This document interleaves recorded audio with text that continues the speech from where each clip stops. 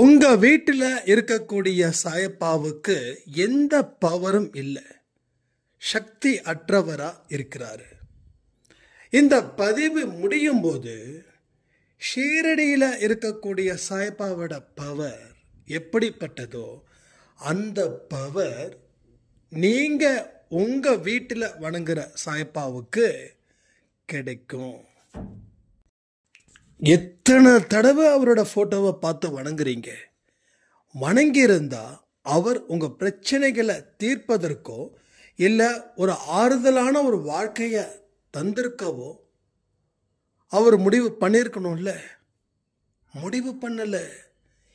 ஏன்னா அவர் சக்தியற்றவராக இருக்கிறாரு. அதற்கு காரணத்தை தெரிஞ்சா நீங்க அதிர்ச்சி அடைவீங்க.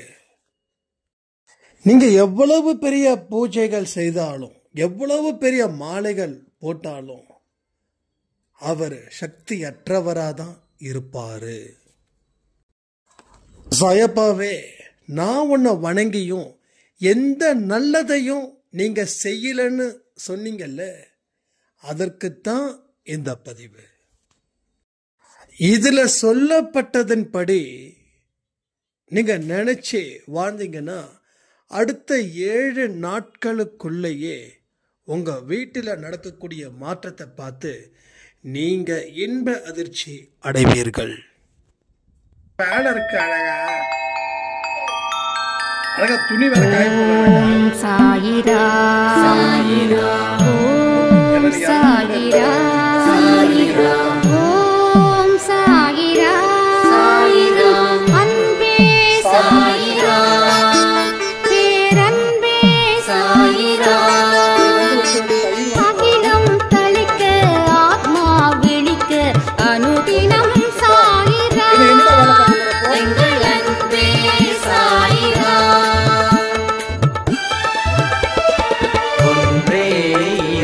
ஒன்றே பூமிக்கென்றும் சாயிரா சரணம் சாயிரா நன்றே செய்து வாழ்வோம் நாம் ஒன்றே செய்து வாழ்வோம் அன்பே சாயிரா. ஆனா பிளிப்கார்ட் கம்பெனி ஏற்கனவே அந்த லேப்டாப் என்னாச்சுன்னு தெரியல. போன் பண்ணியா இல்லையா அவனுக்கு? சாயிரா, என் உயிரின் உயிரானவர்களே, ஒரு நல்ல விஷயத்தை நாம ஏத்துக்க பல நாட்கள் பல வருஷங்கள் ஆகுது.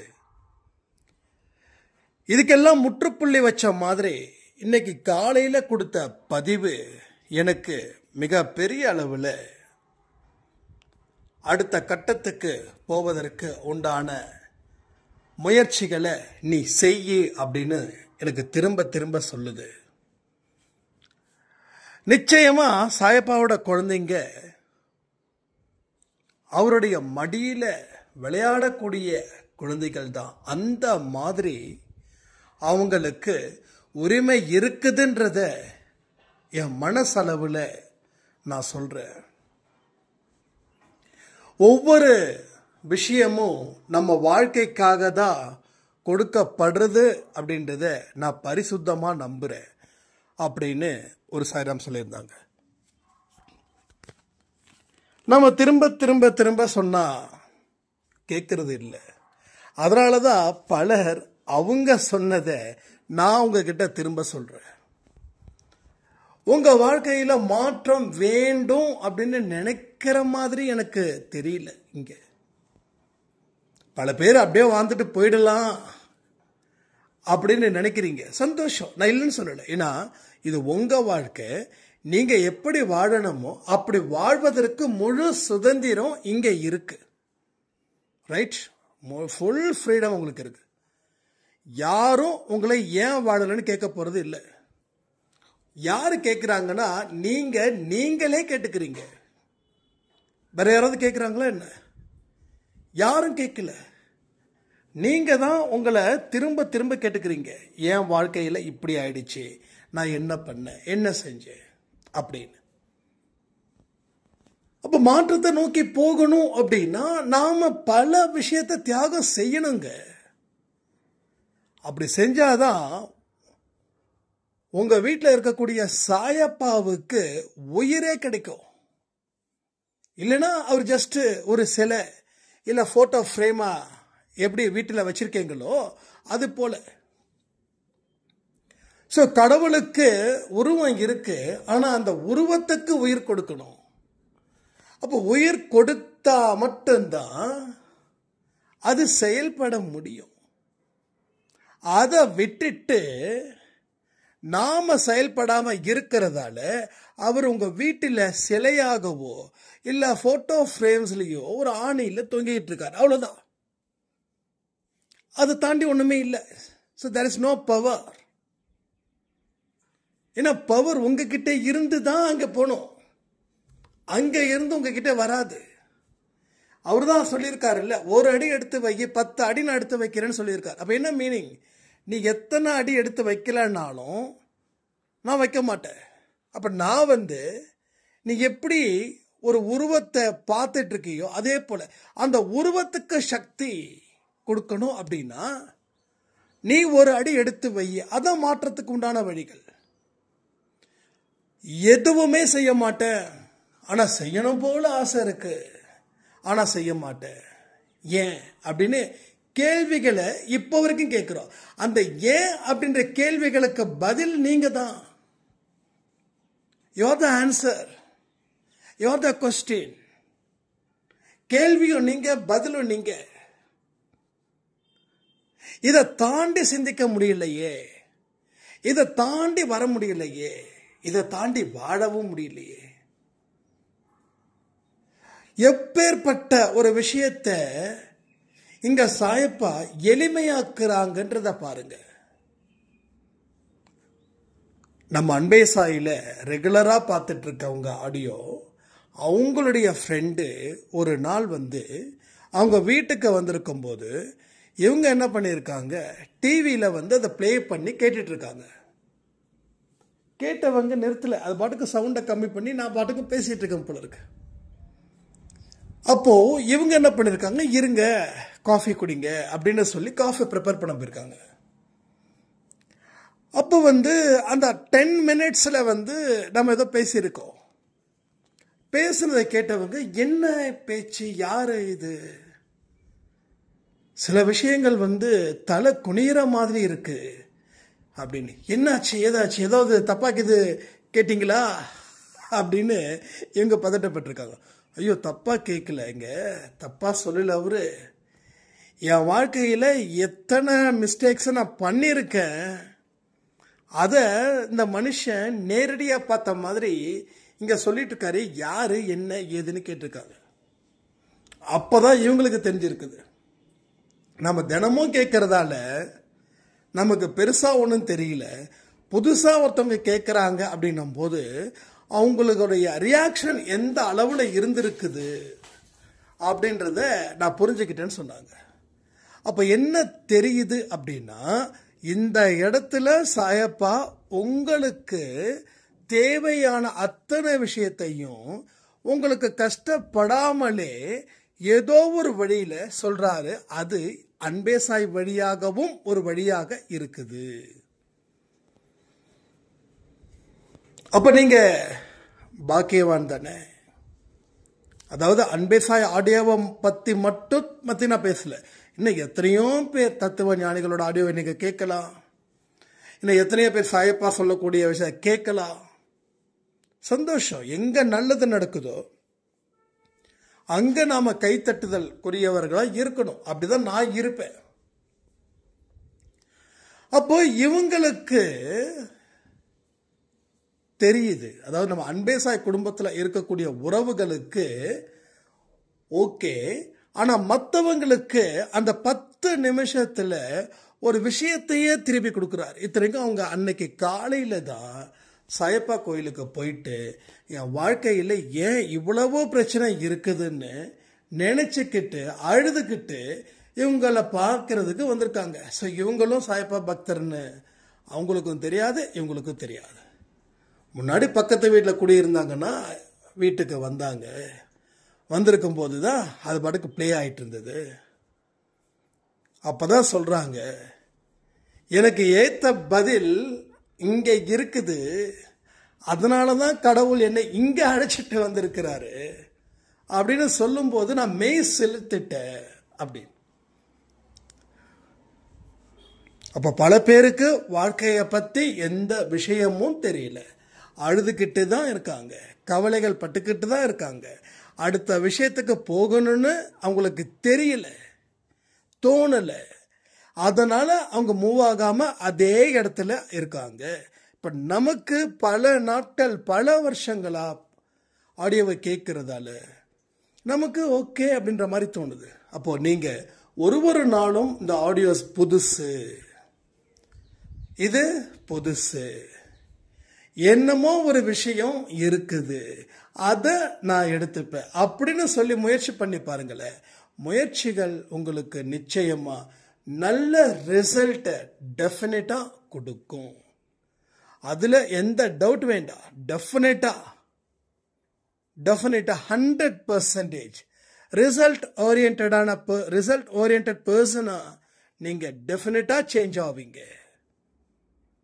என்ன பல நாட்கள் ஆகும், அவ்வளவுதான். காத்திருக்கணும், உடனே கிடைக்காது. காத்திருக்கணும். உடனே எனக்கு கிடைச்சிடுச்சுன்னா அதுக்கு அர்த்தம் இருக்காது. எதுவா இருந்தாலும் கஷ்டப்பட்டு கிடைக்கும் போதுதான் அதை தக்க வச்சுக்க நீங்க முயற்சி பண்ணுவீங்க. உங்களோட தண்டனைகள் குறைச்சாச்சே, இனி உங்களுக்கு ஃப்ரீ, இனி நீங்க நினைச்சதை செய்யலாம் அப்படின்னு கடவுள் உங்களுக்கு பெர்மிஷன் கொடுத்துட்டாரு. ஸோ நீங்க நினைச்சதை செய்றீங்க, ஹாப்பியா இருக்கீங்க. இப்போ நீங்க தப்பு செய்வீங்களா, தப்பு செய்ய மாட்டீங்களா? கமெண்ட் பண்ணுங்க. நீங்க கேட்டவனே கடவுள் கொடுத்துட்டாரு. என்னென்னலாம் கேட்டீங்களோ அத்தனையும் கடவுள் கொடுத்துட்டாரு. இப்போ நீங்க மறுபடியும் என்ன பண்ணுவீங்க? தப்பு செய்வீங்களா மாட்டீங்களா? இதுல 3/4 பேர் தப்பு செய்வார்கள், 1/4 பேர் செய்ய மாட்டார்கள். அந்த 3/4 பேரை பத்தி நம்ம பேசலாமா? ஏன்னா கஷ்டப்படாம இவங்களுக்கு கிடைச்சதால, அதனால திரும்பவும் அவங்க தப்பு செய்வாங்க. அப்போ நிறைய விஷயத்துக்காக நம்ம கஷ்டப்பட்டு மேல மேல வரும்போது தான் அதை தக்க வச்சுக்க நம்ம முயற்சிகள் செய்வோம். அதுக்கு தான் அந்த தண்டனை. ஒன்று, அந்த தண்டனையை பார்த்து நாம திருந்தணும், இல்லை நம்மளுக்கு கொடுத்த தண்டனையை பார்த்து மற்றவர்கள் திருந்தணும். அதுதான் நான் அடிக்கடி சொல்லுவேன். உங்க அனுபவத்துக்காக மட்டும் வெயிட் பண்ணாதீங்க. மற்றவர்களோட எக்ஸ்பீரியன்ஸும் உங்க ஓன் எக்ஸ்பீரியன்ஸா நினைச்சு உங்க வாழ்க்கையை நீங்க வாழ்ந்து பாருங்கன்னு நம்ம சொன்னதுக்கு காரணம் அதுதான்.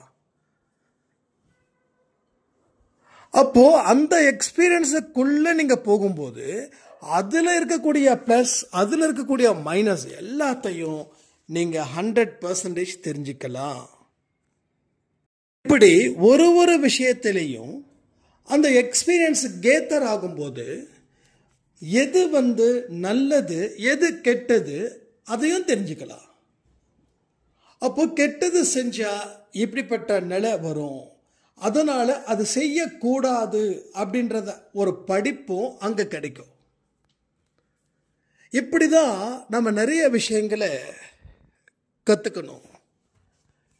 அப்புறம் வரட்டு பார்க்கலாம், அப்புறம் வரட்டு செஞ்சுக்கலாம். அது என்ன நம்மளால முடியாம போயிடுமா? எதெல்லாம் அலட்சியப்படுத்துறீங்களோ அது ஜீரோவா போகும். என்னையே சாய்பா சில தண்டனை கொடுத்தாரு கொஞ்ச நாட்களுக்கு முன்னாடி. ஒரு இம்பார்ட்டன்டான ஒரு விஷயம், பிசினஸ் ரிலேட்டடா. அப்ப அதுக்கு நான் இம்பார்ட்டன்ட் கொடுக்காம இம்பார்ட்டன்ட் இல்லாத விஷயத்துக்கு நான் இம்பார்ட்டன்ட் கொடுத்தேன். அப்ப நான் யோசிச்சேன், என்ன 10 மணி தானே ஆகுது, 11 மணிக்கு தானே அதை முடிக்கணும், பார்த்துக்கலாம், ஒரு 10:45 ஸ்டார்ட் பண்ணலாம் அப்படின்னு. அப்போ அந்த விஷயத்துக்கு நான் இம்பார்ட்டன்ட் கொடுத்துருந்தேன்னா அந்த 11 மணி வேலை ரொம்ப சக்சஸ்ஃபுல்லாக மாறி இருக்கும். ஆனால் 10:55 தான் நான் இம்பார்ட்டன்ட் வேலைக்கு ஃபோக்கஸ் பண்ணேன். 11 மணிக்கு அந்த வேலையை ஸ்டார்ட் பண்ணணும். அப்போ என்னாச்சு, 10:55க்கு ஸ்டார்ட் பண்ணும்போது 11:30 மணி ஆயிடுச்சு. அதுக்கப்புறம் அந்த ஒர்க்கை ஸ்டார்ட் பண்ணும்போது நான் எதிர்பார்த்த மாதிரி ரிசல்ட்டு அங்கே வரல. அப்போ சாய்ப்பா எவ்வளவு தண்டிக்கிறார் பாருங்க. ஏன் அலட்சியப்படுத்துற? இப்போ நீங்கள் எத்தனையோ விஷயத்தை அலட்சியப்படுத்துறீங்க, ரைட்? சொல்லுங்க, எத்தனை பேர் சொல்லுங்க. நான் அலட்சியப்படுத்தலைன்னு சொல்ல முடியுமா? என்ன அலட்சியப்படுத்துறீங்கன்றது முக்கியம். அதை நான் சொல்ல மறந்துட்டேன். எந்த ஒரு நல்ல விஷயத்தை செய்யணும்னு நினைச்சீங்க, அதை கமெண்ட் பண்ணுங்க. அதை செஞ்சீங்களா இல்லை இன்னமும் செய்யலையா? இவ்வளோதான் கேள்வி. ஒரு விஷயத்தை முடிவு பண்ணுறீங்க, இதை நான் செய்யணும்ப்பா, இதை செஞ்சால் நான் நல்லா இருப்பேன். இது யார் சொன்னது? இந்த வார்த்தை யார் சொன்னது? மேலே இருந்து வந்த வார்த்தை. இதை செஞ்சால் நீ நல்லா இருப்பேன்னு. அதனால தான் நம்ம திரும்ப திரும்ப சொல்கிறோம், இதை செஞ்சால் நல்லா இருப்பேன், இதை செஞ்சால் நல்லா இருப்பேன், இதை செஞ்சால் நல்லா இருப்பேன். அப்போது ஏன் இப்போ வரைக்கும் செய்யல? அப்போது எதுக்காக நீங்கள் அலட்சியப்படுத்துறீங்க? இப்போ நீங்கள் ஒரு விஷயத்தையும் அலட்சியப்படுத்தி இன்னைக்கு ஒதுக்கப்பட்ட மனிதர்களாகவே நீங்கள் மாறிட்டீங்க. யார் ஒதுக்குனாங்கன்னா, எந்த மனுஷன் எல்லாம் பெரிய அளவில் வெற்றியை தக்க வச்சிருக்கானோ, எந்த மனிதர்கள் எல்லாம் உயர்ந்த இடத்துக்கு போகிறாங்களோ அத்தனை மனிதர்களும் உங்களை ஒதுக்கி வச்சிருக்காங்க. ஏன்னா நீங்கள் உங்களுடைய எல்லா செயல்களையும் கடவுள் உங்களுக்கு மனசில் விதைச்சார் இல்லையா, அதை நீங்கள் அலட்சியப்படுத்துதுனால். ஒரு சாய்ராம் சொன்னாங்க, ஆன்மா கிட்ட பேசுங்கன்னு நீங்கள் சொன்னீங்க. 1 வாரம் பேசினேன். அதுக்கப்புறம் நானே யோசித்தேன், என்னது அவர்கிட்ட நேரடியாக பேசியே பிரயோஜனம் இல்லை, 4 பேரை வச்சு பஞ்சாயத்து பண்ணியும் பிரயோஜனம் இல்லை, கடவுள்கிட்ட கண்ணீர் விட்டும் பிரயோஜனம் இல்லை. இன்னும் எத்தனையோ விஷயங்கள் செஞ்சோம், மாத்திரை கொடுத்தோம், மருந்து கொடுத்தோம், கைத்தில் காப்பு கட்டி விட்டோம், அங்கேயும் தீரல. இவர் என்னமோ ஆன்மா கிட்ட பேசு, ஆன்மா கிட்ட பேசுன்னு. அப்போதான் ஒரு பதிவு நீங்கள் சொல்லும்போது அதில் கமெண்ட் செக்ஷனில் பார்த்தேன், ஆன்மா கிட்ட பேசுறதால என் கணவர் பொறுப்பானவராக மாறி இருக்காரு. அதாவது எந்தெந்த விஷயத்தை எதுக்கு செய்யணுமோ அதை அதுக்கு நம்ம செய்கிறோம். உங்கள் கணவர் குடி போதைக்கு அடிமையாக இருக்கும்போது எத்தனை நீதிபதிகளை வச்சு தீர்ப்பு வழங்கினாலும் அவர் குடிச்சிக்கிட்டு தான் இருப்பார். கடவுளே நேரடியாக வந்து சொன்னாலும் அவர் குடிச்சிக்கிட்டு தான் இருப்பார். உங்கள் குழந்தைங்க மேலே அன்பாக இருப்பார் உங்கள் வீட்டுக்காரர், அவங்களே வந்து குடிக்காதப்பான்னு சொன்னாலும் அவங்களுக்கு தெரியாமல் இவர் குடிச்சிக்கிட்டு தான் வருவார்.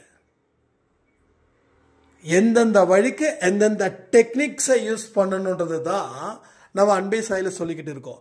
இந்த டெக்னிக்ஸை யூஸ் பண்ணவங்க வாழ்க்கையில் ஜெயிச்சிட்டாங்க. ஸோ நம்பிக்கை இல்லாமல் எத்தனை முறை செஞ்சாலும் அது எந்த இடத்துலையும் பலன் கொடுக்காது. நிறைய விஷயங்கள் நான் வந்து செஞ்சுருக்கேன். ஆன்மா கிட்ட பேசுறது, எத்தனையோ மனுஷங்களை வந்து இவங்க இப்படி இருந்தால் பரவாயில்லன்னு நினைச்சவங்களை எல்லாமே ஆன்மா கிட்ட பேசியிருக்கேன். இதெல்லாம் நடந்திருக்குது. இது எல்லாமே இங்கே வந்து நடந்திருக்குது. அதனால தான் இத்தனை விஷயத்தை நம்ம சொல்கிறோம். ஆனால் நீங்கள் சொன்னதும் கரெக்ட். ஏன்னா நீங்கள் உங்களை அடிப்படையாக வச்சு நீங்கள் பார்த்தவை, நீங்கள் கேட்டவை, நீங்கள் ஃபீல் பண்ணதை வச்சு இது தப்புன்னு சொல்கிறீங்க. அதை எப்படி தப்புன்னு சொல்கிறதுக்கு உங்களுக்கு உரிமை இருக்கோ, என்னுடைய ஃபீலிங், என்னுடைய எக்ஸ்பீரியன்ஸு, நான் கேட்டது, நான் பார்த்தது, நான் நேருக்கு நேராக களத்தில் சில விஷயத்தை பார்த்து அது மூலமாக சக்ஸஸ் ஆனது நான் சொல்கிறேன். அப்போது உங்கள் பாயிண்ட் ஆஃப் வியூவில் நீங்கள் இருந்து அங்கே சக்ஸஸ் இருந்துச்சுன்னா பிரச்சனை கிடையாது. பட் அங்கே சக்ஸஸ் ஆகலைன்றதுக்காகத்தான் இந்த விஷயத்தை உங்களை எடுக்க சொல்கிறோம். அப்போது உங்கள் விஷயத்திலையும் அது ஃபெயிலியர் ஆகுது. அப்போது நம்ம அன்பே சாய் சொல்லக்கூடிய விஷயத்திலையும் நீங்கள் நம்பிக்கை வரலைன்னா இதுக்கு என்ன பதில் சொல்லுங்கள்? என்ன உங்களால் பதில் சொல்ல முடியும்? ஸோ பிரச்சனைகள் இப்படிதான் உருவாகுது. ஒவ்வொரு மனுஷனுக்கும் நம்பிக்கை இல்லை. நம்ம முடிவு பண்ண விஷயத்தை தான் நம்ம உறுதிப்படுத்திக்கிட்டே இருக்கோம். முடியாதுன்ற ஒரு விஷயத்தை உறுதிப்படுத்திக்கிட்டே இருக்க இருக்க அது முடியாமலே போயிடுது. எப்பயும் சொல்ற, வாழ்க்கை பத்தி உங்களுக்கு பயம் இருக்குதுன்னு சொல்றவங்க ஓப்பன் ஹார்ட்டடா கமெண்ட் பண்ணுங்க. தொடர்ந்து ஒரு 2 வாரம் அன்பே சாயில இருக்கக்கூடிய சொல்லக்கூடிய விஷயத்தை செய்யுங்க. கேட்கக்கூடாது, செய்யணும். கேட்கறதுக்கு இங்க பஞ்சமே இல்லை. எல்லாரும் கேட்கிறோம், எல்லாரும் கேட்கிறோம். ஆனா என்ன செய்யணும்? அதை செயல்படுத்துவதற்கு வழிகள் பார்க்கணும். ஸோ நல்லாவே புரிஞ்சுக்கணும், எந்த இடத்துல நம்பிக்கை இருக்கோ அந்த இடத்துல அது ஜெயிக்கும். ஒரு வீட்டுக்கு முன்னாடி ஒரு செங்கலை எடுத்து அந்த செங்கலை நம்பி ஒரு காரியத்தை செஞ்சீங்கன்னா கூட அது நடக்கும். புரியுதா? இந்த சாமியை தான் கும்பிடணும், இந்த சாமிக்கு இப்படிதான் விளக்கேற்றணும், இது எல்லாமே சுத்த பேத்தல். இது அவ்வளோ சீக்கிரம் நீங்க வெளியில வர மாட்டீங்க. அதுக்காக நான் விளக்கை ஏற்ற வேண்டாம்னு சொல்லல. விளக்கை ஏற்றுறது ஒரு மங்களத்தை குறிக்கிறது, ஒரு சுபமங்கலத்தை குறிக்கிறது. ஏன்னா கடவுள் ஏன் வெளிச்சத்தை இது பண்ணாங்க? சபரிமலை, திருவண்ணாமலை, நம்ம சாயப்பா, ஜேசஸ், வெளிச்சம். அதுதான், நெருப்பு தான் முதல் கடவுள். நெருப்பு இல்லைன்னா உலகமே இல்லை, நீர் இல்லைன்னா உலகமே இல்லை. நல்லா யோசிச்சு பாருங்க. ஒரு மாசத்துக்கு சூரியன் வரலன்னா முடிஞ்சிருச்சு, கதை கந்தல், அவ்வளவுதான்.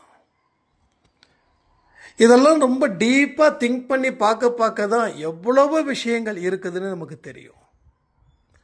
அதனால இந்த பிரச்சனைக்கு இத்தனை விளக்கை ஏத்து, இந்த பிரச்சனைக்கு இத்தனை எலுமிச்சம் பழத்தை கொடு, இந்த பிரச்சனைக்கு இப்படி காப்பு கட்டு, இந்த பிரச்சனைக்கு அதை செய், அந்த பிரச்சனைக்கு இதை செய்.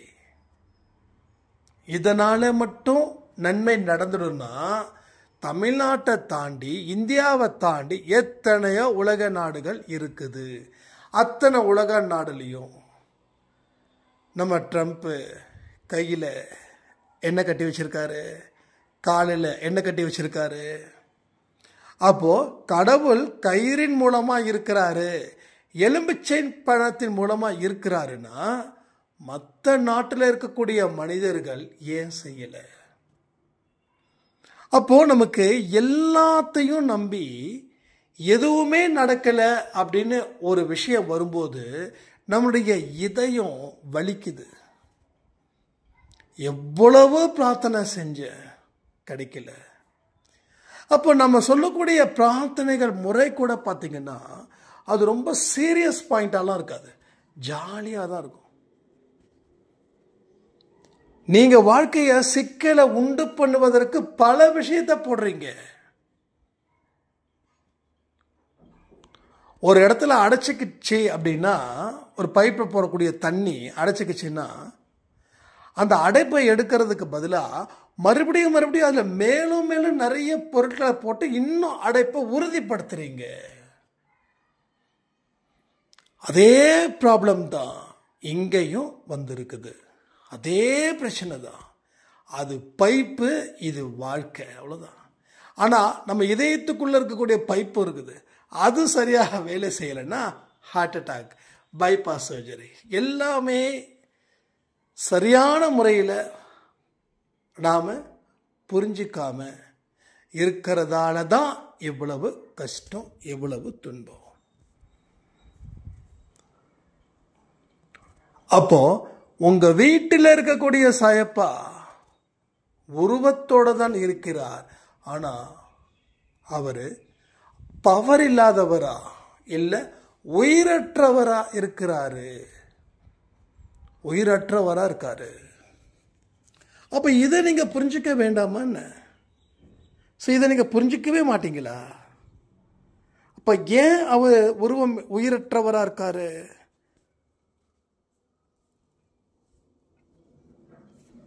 அவர் உயிரற்றவராக இருப்பதற்கு காரணம் நாம உயிரற்றவராக இருக்கிறோம். அப்போ நாம உயிரான மனுஷனாக இருந்தால் அவர் உயிரானவரா பவர்ஃபுல் வாய்ந்தவராக இருப்பார். இல்லைன்னா திரும்பவும் சொல்கிறேன், ஒரு சிலையா எப்படி இருப்பாரோ அப்படியே இருப்பார். ஒரு ஃபோட்டோ ஃப்ரேமில் எப்படி ஒரு ஆணியில் தொங்கிட்டு இருக்காரோ அப்படியே இருப்பார். இதுதான் நடக்கும். ஆனால் நம்ம வீட்டில் இருக்கக்கூடிய சாயப்பா எப்படி இருக்கார் தெரியுமா? ஒரு மாலை, ஒரு பூவோ மாலையோ லைட்டா ஒரு மாதிரி காஞ்சி போனா கூட ஒரு அட்டென்ஷன் கேட்குறாரு, கொடுக்குறாரு. நம்ம அவசரமாக வெளியில் போகிறோம். நமக்கு மோஸ்ட்லி அந்த நைட்டே பூவை எடுத்துடுவோம். அதை எடுத்து ஃப்ரிட்ஜில் வச்சு நெக்ஸ்ட் டே அந்த மாலையோ பூவோ ரொம்ப போட முடியாமல் இருந்தால் தான் தூக்கி போடுவோம். இல்லைன்னா மறுபடியும் யூஸ் பண்ணுவோம். வாடின பூவாக தான் போடக்கூடாது. ஆனால் சில பூ வாடாமலே இருக்குது. அது என்ன கெமிக்கல் போட்டு யூஸ் பண்ணுறாங்களோ. பெருசாக ஸ்மெல்லாம் ஒன்றும் இல்லை. அதனால் 2 நாள் 3ஆவது நாள் தான் அந்த மாலை கொஞ்சம் லைட்டாக ஒரு மாதிரி இருக்கும். அப்போ நம்ம தூக்கி போட்டுருவோம். அப்போது சம்டைம்ஸ் அவருடைய கழுத்தில் போடுவோம். 3ஆவது நாள் கூட சம்டைம்ஸ் கழுத்தில் போடுவோம். கழுத்தில் போடும்போது பார்த்தா சட்டுன்னு தோணும், ஏதோ ஒரு பார்த்து முறைக்கிற மாதிரி. பார்த்தா அங்கங்கே பூ வாடி போய் நிற்கும். உடனே தூக்கி போட்டுருவோம். அப்போது நம்ம சக்தியான மனுஷனாக இருக்கும்போது அவரும் சக்தியான மனிதனாக வாழ்கிறாரு. நாம் சக்தி அற்றவராக இருக்கும்போது அவரும் சக்தி அற்றவராக இருக்கிறாரு. இப்போ யார் மேலே தப்பு? அவர் மேலே தப்பு சொல்லுவீங்களா, இல்லை உங்கள் மேலே தப்பு சொல்லுவீங்களா? நீங்களே யோசிச்சு பாருங்க. அப்போ எத்தனையோ வீட்டில் பூஜை ரூமில் கடவுள் சக்தியற்றவராக இருக்கிறார். மறுபடியும் சொல்ற கேளுங்க. எத்தனையோ வீட்டில் பூஜை ரூமில் இருக்கக்கூடிய கடவுள் சக்தி அற்றவர்களாக இருக்கிறார்கள். ஏன் அப்படின்னா, உங்க மேல உங்களுக்கு நம்பிக்கை என்னைக்கு ஸ்ட்ராங்கா இருக்குதோ அன்னைக்கு அவரும் ஸ்ட்ராங்கா இருக்கார். நீங்க நம்பிக்கை இல்லாத மாதிரி வாழ்க்கையை வாழ்ந்துக்கிட்டு அவர்கிட்ட சில விஷயங்களை கேட்குறீங்கன்னா ஏதாவது செய்கிறாரா என்ன? இப்போ எத்தனையோ வீட்டில் பூஜை ரூம் இல்லாமல் இருக்கா? சரி, பூஜை ரூம் கூட வேண்டாம், ஹாலே. இப்போ நம்ம வீட்டில் பூஜை ரூமே கிடையாது, ஹாலில் தான் வச்சுருக்கோம் கடவுள். எங்கேயோ ஒரு உருவம் வச்சுருக்கோம், சாய்பாவோட ஃபோட்டோ வச்சுருக்கோம், இல்லை லக்ஷ்மி வச்சுருக்கோம், சரஸ்வதி வச்சுருக்கோம், பெருமாள் வச்சுருக்கோம், சிவன் வச்சுருக்கோம். அப்போது ஏன் அந்த கடவுள் உங்களை காப்பாற்றவில்லை? அப்போது அந்த கடவுள் உயிரற்றவராக இருக்கிறார். இதை சொல்லும்போது கோவம்லாம் வரும் உங்களுக்கு. என் மேலே வந்தால் பரவாயில்ல, நீங்கள் தானே, என் சொந்தம் தானே. எப்படி என்னை பெற்றவங்க என் மேலே கோவப்படுறாங்களோ அதே போல் நீங்களும் கோவப்படுறீங்க, படுங்க, தப்பே இல்லை. ஆனால் நான் சொன்னதுக்கு பின்னாடி இருக்கக்கூடிய உண்மையை தெரிஞ்சுக்கும் போது என் மேலே கோபம் போயிடும் உங்களுக்கு. பூஜை ரூமை பளிச்சுன்னு வச்சிருந்தா மட்டும் போதுமா? போதாது. அப்ப நாம சக்தி அற்றவரா இருக்கிறோமா? 100க்கு 100 இருக்கிறோம். எதுலையும் நம்பிக்கை வைக்கல. முடியாதுன்ற ஒரு விஷயத்தை உறுதிப்படுத்துறோம், முடியுன்ற விஷயத்துக்கு போராடவே மாட்டேன்றோம். நடக்காதுன்ற ஒரு விஷயத்தை ஈஸியா சொல்றோம், ஆனா நடக்குன்ற விஷயத்தை ஒரு வார்த்தைக்கு கூட சொல்ல மாட்டேன்றோம். யாராவது ஏதாவது ஒரு ஆப்பர்ச்சுனிட்டி உங்களுக்கு கொடுத்தாங்கன்னா இதெல்லாம் எனக்கு வேண்டாங்கன்னு சொல்றோம். அதை எடுத்துக்கிற சந்தோஷமா அதை வாங்கிக்க முடியல. அதுக்கப்புறம் நம்ம என்ன தெரியுமா சொல்றோம்? எனக்கு ஆப்பர்ச்சுனிட்டி கிடைக்கல, இல்லைன்னா வாழ்க்கையில் நான் வின் பண்ணியிருப்பேன்னு சொல்றோம். சொல்றோமா இல்லையா? எத்தனை பேர் சொல்லியிருக்காங்க உங்ககிட்ட? நீங்க எத்தனை பேர்கிட்ட நீங்க சொல்லியிருக்கீங்க?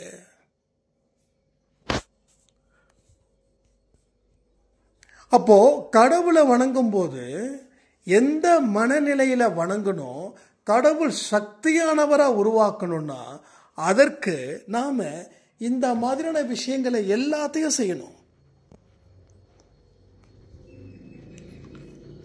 அவர் சக்தியானவர் தான்,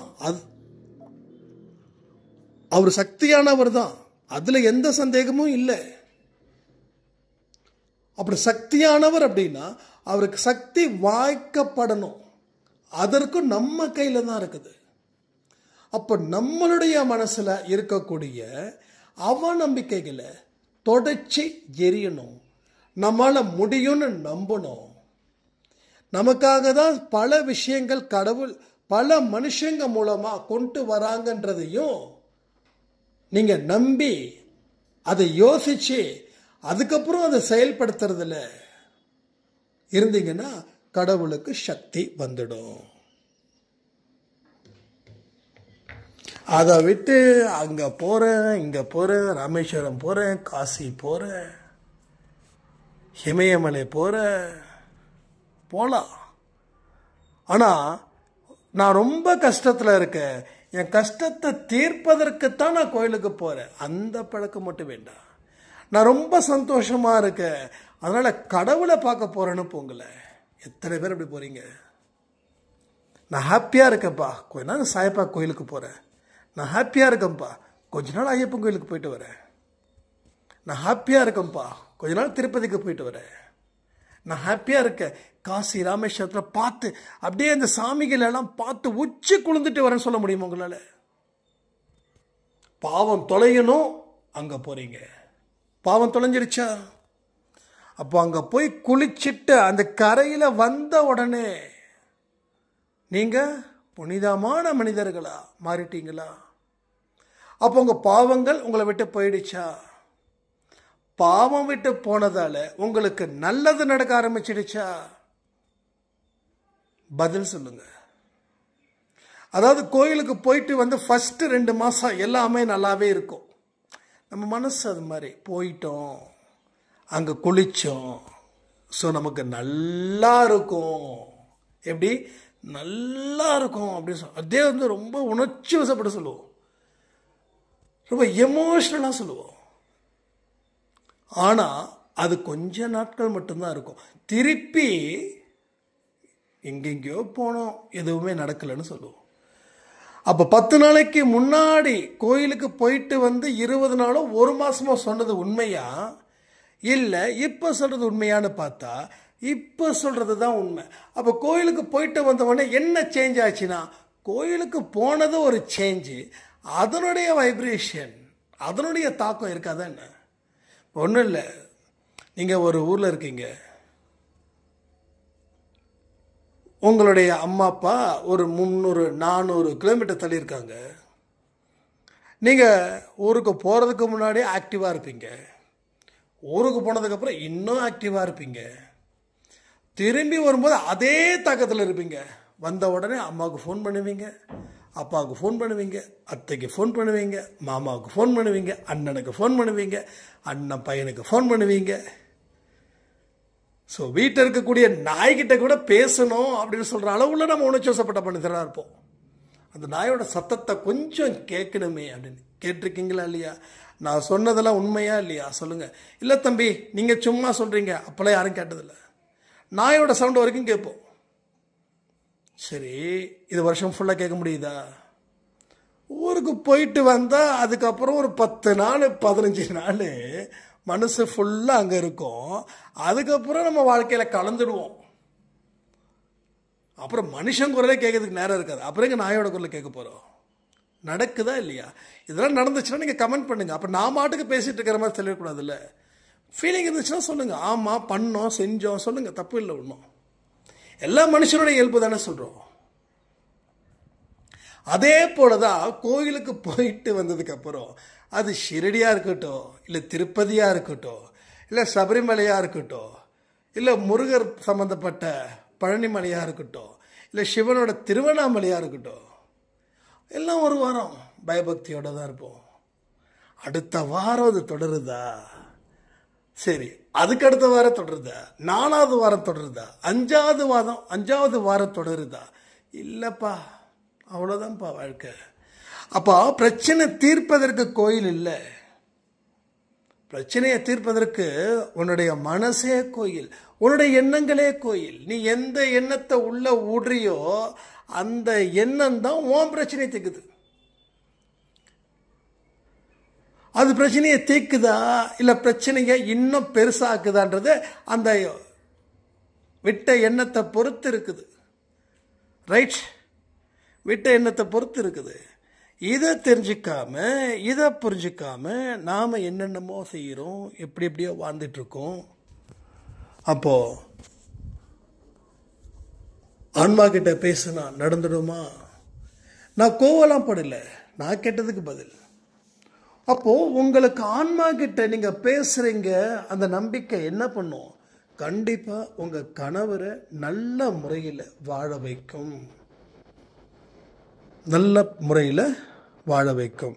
இப்போ ரீசெண்டாக கூட ஒரு சாய்ராம் அவங்க நாகப்பட்டினம், ஐ திங்க் நாகப்பட்டினமோ தாஞ்சூரோ சரி தெரில, அவங்க கூட அதான் சொன்னாங்க, எப்போ பார்த்தாலும் காலையில் இருந்தே தண்ணி தான் தம்பி, சொத்து இருக்கிறதால வெளியில் வேலைக்கெல்லாம் போகல, 11 மணி 12 மணிக்கெல்லாம் வெளியில் போவார், பாட்டிலோடு வருவார். அப்படியே இந்த மனுஷனை வெட்டி போடலாம் போல இருக்கும் அப்படின்னு அவங்க ஆதங்கத்தை வெளிப்படுத்துவாங்க. எல்லாருக்கும் நான் ஒரு அண்ணனோ தம்பியோ மகனோ இருக்கேன்ல, அதனால ஒன்றும் பெருசாலாம் ஒன்றும் நான் கண்டுக்கிறது. ஏமா இப்படி சொல்றீங்களா, ஏமா இப்படி சொல்றீங்களா, என்ன ஆட்டம் போடுறாரு இவரு அப்படின்னு கொஞ்சம் ஒருமையில் பேசுவாங்க. சொல்லிடும் போது நீ அது பையன் முறையில் இருக்காதல்லப்பா, அவன்கிட்ட பேசும்போது அவ்வளோ சந்தோஷமா இருக்குதுப்பா அப்படின்னு. அவங்க பசங்கள்லாம் ஃபாரினில் இருக்காங்க, அவங்களாம் பேச மாட்டாங்கப்பா, ரொம்ப பிஸியாகவே இருப்பாங்க, 100 தடவை கால் பண்ணால் 1 தடவை கால் பண்ணுவாங்கப்பா அப்படின்னு. சரி, ஓகே, ஏன்னா நம்ம தான் நல்லா படிக்க வச்சு கை நிறைய சம்பாதிச்சு காரு வாங்கணும், வீடு வாங்கணும், பங்களா வாங்கணும் சொல்லியே வளர்த்து பசங்க நல்லா படித்தாங்க, கை நிறைய சம்பாதிச்சாங்க. ஆனால் பெத்த அம்மாவை மறக்காதப்பாடு ஒரு வார்த்தை சொல்ல முடியல, அன்பை விட்டுறாதப்பான்னு சொல்ல முடியல, நீ அன்பை விட்டுட்டா நான் வாட முடியாதுப்பான்னு சொல்ல முடியல. நம்மளே வச்சுக்கிட்டதான், குழந்தைங்களுக்கு குறை சொல்ல முடியாது. அப்போ அவங்க கிட்ட ஆன்மா கிட்ட பேசுங்க அப்படின்னும் போது அந்த பதிவை கேட்டு அவங்க கால் பண்ணியிருந்திருப்பாங்க போல. ஏன்னா அந்த சொன்னாங்க, ஆன்மா கிட்ட தான்ப்பா பேசுகிறா, அதான்ப்பா ஒரே நம்பிக்கை, பார்த்துருவோம்ப்பா, சாய்ப்பா செய்யாமல் இருப்பாரா, உன் மூலமாக சொல்கிறாருன்னா அவர் தெரியும்ப்பா, இதெல்லாம் செய்ய சொல்லி ரொம்ப உரிமையாக பேசுவாங்க, ரொம்ப சவுண்டு ஜாஸ்தியாக இருக்கும். அதே மாதிரி அவங்க தொடர்ந்து ரெகுலராக பேச ஒரு நாளைக்கு 3 பாட்டில் போகிறது 2 பாட்டிலாக மாறிச்சு, 2 பாட்டில் போகிறது 1 பாட்டிலாக மாறிச்சு. அதுக்கப்புறம் 2 நாளைக்கு 1 தடவை, அப்புறம் வாரத்தில் 2 நாள், அப்புறம் வாரத்தில் 1 நாள். இப்போ ஞாயிற்றுக்கிழமை மட்டும் பா என்னப்பா இந்த மனுஷனுக்கு நம்ம போட்டோம், எப்படிப்பா அந்த மனுஷன் இந்த மனுஷனை திருத்திருக்காரு, எந்த மனுஷன் சாயப்பா, எப்படி அந்த மனுஷன் இந்த மனுஷனை திருத்திருப்பாரு, இவெல்லாம் திருந்தவே மாட்டான்னு நினச்சேன்ப்பா நான். ஆனால் புருஷன் மேலே அவ்வளோ பாசம், பட் ஒரு லவ்வாக பேசுகிறாங்க. ஸோ நடக்குதா இல்லையா, அவ்வளோதான், நடக்குதா இல்லையா. இப்போ அந்த அம்மா ரொம்ப பரபரப்பாக தான் பேசுகிறாங்க, பட் நம்பிக்கையோடு பேசுகிறாங்க. ரைட்டா, நம்பிக்கையோடு பேசுகிறாங்க, அவ்வளோதான். எல்லா விஷயமும் இங்கே சாத்தியம் இல்லாத விஷயங்கள் அப்படின்றது எதுவுமே இல்லை.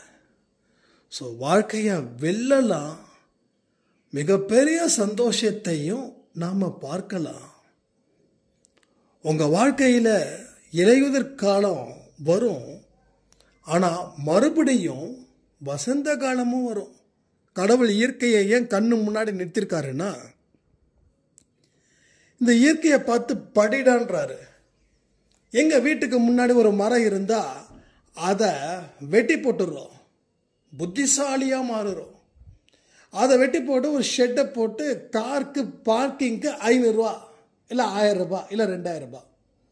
இப்போது 10 பேர்ட்ட சொல்கிறோம், மாதம் 2000 ரூபா வருதுன்னு. ஆனால் அண்ணன் டாக்டர்கிட்ட மாதம் 5000 ரூபா கொடுத்துட்ருக்காரு.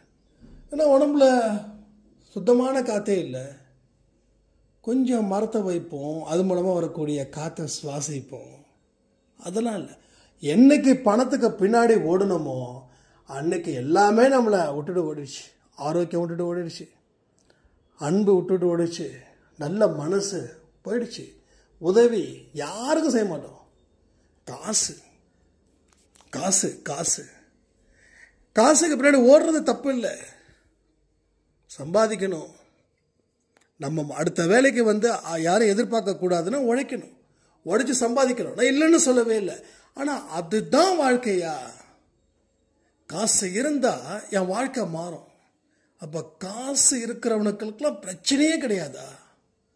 ரிலையன்ஸ் அம்பானிக்கு பிரச்சனை கிடையாதா? ரிச்சஸ்ட் பீப்புள்ஸ் யாருக்கும் எந்த பிரச்சனையும் இல்லையா? எல்லாருக்கும் இருக்கும். அவங்கவுங்க இடத்துல போய் பார்த்தா தான் தெரியும் அது எவ்வளோ பெரிய கஷ்டம் இருக்குதுன்னு. அதனால் நாம் முடிவு பண்ணுறது தான் கரெக்டுன்றதை தாண்டி அது பல இடத்துல தவறுதலாக கூட போகலான்னு சொல்லி இந்த பதிவை நான் முடிக்கிறேன். ஜெய் சாய்ராம். வேலை இருக்கு அழகா அழகா துணி வேற காய போடுறாங்க. சாயிரா சாயிரா ஓம் சாயிரா சாயிரா ஓம் சாயிரா சாயிரா அன்பே சாயிரா பேரன்பே சாயிரா அகிலம் தளிக்க ஆத்மா விழிக்க அனுதினம் சாயிரா எங்கள் அன்பே சாயிரா ஒன்றே இறைவன் ஒன்றே பூமிக்கென்றும் சாயிரா சரணம் சாயிரா நன்றே செய்து வாழ்வோம் நாம் ஒன்றே செய்து வாழ்வோம் அன்பே சாயிரா. ஆனால் ஃப்ளிப்கார்ட் கம்பெனி ஏற்கனவே அந்த லேப்டாப் என்னாச்சுன்னு தெரியல. ஃபோன் பண்ணியா இல்லையா உனக்கு?